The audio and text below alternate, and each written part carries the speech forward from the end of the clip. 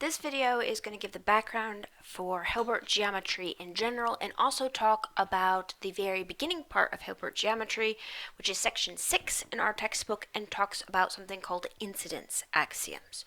So the first thing is what Hilbert geometry is.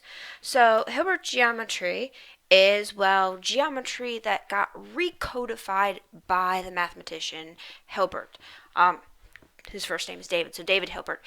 He was a guy who lived late 1800s, early 1900s, and could arguably be called one of the most influential mathematicians of the 19th and 20th century.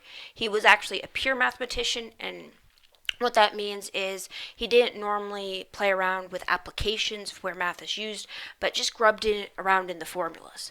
Now, that being said, an interesting side note about him was that he got interested in physics a little bit later in his life, got himself a physics tutor to teach himself physics, and then went and talked with Einstein about various physical things that were happening in that era, as I get very vague right there. But anyway, one of his big claims to fame is in the area of geometry, where he went in and essentially redefined geometry. So how Euclid went back about 2,000 years ago and created what was essentially in Euclid's Elements an encyclopedia of geometry. And the big important thing about that was, one, putting all of that information about geometry together, but two, the way he structured it. Well, when Hilbert went back and looked at geometry again, he essentially did that same sort of fundamental thing that Euclid did, only a much more modern sense. So he again established key defining features and facts. So where Euclid is going to call his key defining facts postulates, Hilbert now used the more modern term of axioms. So these are a key sort of backbone of what we're going to be doing in geometry. And then there were a bunch of propositions, so there's the same word, that goes along and builds off of these axioms. Okay? So how geometry is now going to be codified or defined or framed, if you will, is going to be slightly different. And to some extent, it's slightly better than what Euclid did. Because why? Euclid defined his geometry and how everything was put together very much on the geometry you can do with a flat piece of paper, a pencil, a straight edge, and a compass. Okay? That is actually one type of geometry. As we got to the early 20th century, especially with things like physics and relativity theory, you're getting into now where you want geometry in three-dimensional spaces, but not just that, in odd and weird cases.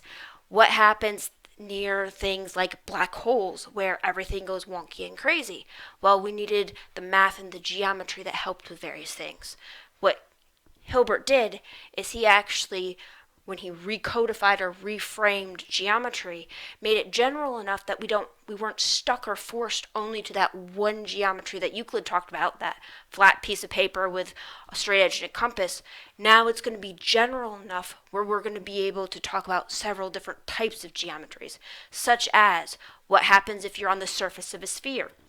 Still two-dimensional, but now instead of being on a flat piece of paper, you've got this curvature going on. How does things change? And it turns out things change. Okay? So that's the background. Let's actually get into some mechanics. Okay? So what we'll be doing is we're going to start looking at geometry again from the ground up. So all the stuff we've done with Euclid, it will totally come back at the end of us redefining geometry from the Hilbert standpoint, but we won't be able to use any of those facts until we've already reestablished them using Hilbert axioms. Okay? So, first thing we're going to start with, and one of the things that Hilbert does or did was some of those concepts that Euclid just sort of hand waved through and said, oh yeah, you know what some of these things are. We're actually going to go and talk about what they actually are now. We're going to define everything, no hand waving, no using weird language. Okay, it's still math language though. Alright, so the first thing is the definition of what it means to be a geometry. A geometry is simply a collection or a set of points together with a set of lines. And here's the key thing. Your lines are always some subset of your points. Okay. We're also going to use a lot the term model. A model is a specific geometry. Inside of your model, you'll have defined what the points actually are and what the lines actually are. Before we get inside of models, so back when we're talking about our axioms and our propositions, we're going to have something that works for any geometric model that we have. So we're not going to specifically define what the point or the line is up in those propositions. So a model is kind of like an example. It sort of frames your world, and then examples are inside of your model typically. All right, so let's start off with the axioms, and we're in section 6. We're just going to talk about the first 3 Hilbert axioms, which are also known as incidence axioms. And these incidence axioms deal with properties of how points and lines should interact with each other. And remember, lines are subsets. A line is a subset of the points that you have in your geometry. So the first incidence axiom says if you have any 2 distinct points, so they have to be 2 different points, we'll call them A and B for convenience, then there exists a unique line L that contains those 2 points. Please note the first incidence axiom corresponds to exactly to what something we had in Euclid, namely our first postulate, which says, hey, you got any 2 points, you put your straight edge down and you can draw a line between them. Notice in a picture format, and this illustration over here to the side, right here, this is, okay, I couldn't draw anything other than what mimics a flat piece of paper, so this will look like what you would see in Euclid. Then that line L, you can always find that'll contain those 2 points. Second incidence axiom, indicated by I2, I for incidence, says that if you have any line, pick any line you want in your geometry, then that line in your geometry, which remember the line was a subset of some of the points in your geometry, that line has to have at least 2 points from the geometry. So notice it looks very similar to the first incidence axiom, but in terms of the implication standpoint, it's the reverse. So here you start with the line, and then you get the points. The first incidence axiom, you started with the 2 points, and then you got the line. And the last incidence axiom is the only one that is very, very specific. The first 2 are general.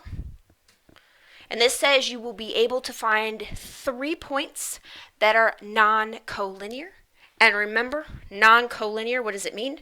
Collinear, co here means all of your points are on the same line.